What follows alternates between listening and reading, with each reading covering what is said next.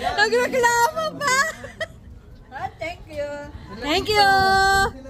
Oh, dyan naman ikaw. Lumabas dyan. Lumabas.